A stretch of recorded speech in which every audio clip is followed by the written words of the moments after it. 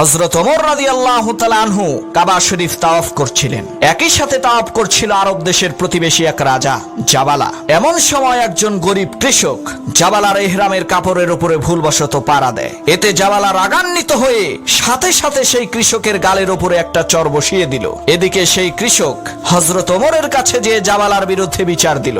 জাবালা ছিল হযরত ওমরের শক্তিশালী একজন মিত্র এবং খুব ভালো একজন বন্ধু। হযরত ওমর জাবালাকে কাছে ডেকে জিজ্ঞেস করলেন, তুমি কি সত্যিই তাকে চর মেরেছো? জাবালা বলল, আমি তো এই বেয়াদবটাকে মেরেই ফেলতে চেয়েছিলাম। শুধুমাত্র এই কাবা শরীফের সম্মানে আমার রাগকে কন্ট্রোল করে তাকে একটা চর দিয়েছি। হযরত ওমর বলল, শোনো জাবালা, এই কৃষক ইচ্ছা করে তোমার ইহরামের কাপড়ে পাড়া দেয়নি, এটা ভুলবশত হয়ে গেছে। এটা শুধুমাত্র একটা দুর্ঘটনা। এখন এই কৃষক যদি তোমাকে ক্ষমা না করে তাহলে ইসলামের বিধান অনুযায়ী এই কৃষকের হাতে তোমারও পাল্টা একটা চর খেতে হবে। জাবালা বলল, ওমর, তোমার কি মাথা ঠিক আছে?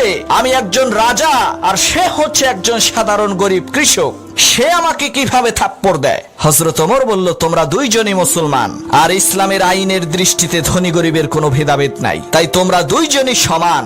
জাবালা বলল, যে ধর্মে রাজা এবং ফকিরকে একই দৃষ্টিতে দেখা হয় আমি সেই ধর্মের আনুগত্য করতে পারি না। ওই গরিব চাষা যদি আমাকে থাপ্পড় দেয় তাহলে আমি ইসলাম ধর্ম ত্যাগ করব। হযরত ওমর বললেন, আচ্ছা তাই নাকি বেটা, তোমার মতো হাজারো জাবালা যদি ইসলাম ত্যাগ করে চলে যায় তবে সেই ভয়ে ইসলামের একটা ক্ষুদ্রতম বিধানও লঙ্ঘিত হতে পারে না। তোমাকে এই শাস্তি পেতেই হবে। আর ভালো করেই শুনে রাখো, ইসলাম কাউকে জোর করে মুসলমান বানায় না, তোমাকেও বানায়নি। ইসলাম ত্যাগ করে মুরতাদ হওয়ার শাস্তি হচ্ছে মৃত্যুদণ্ড।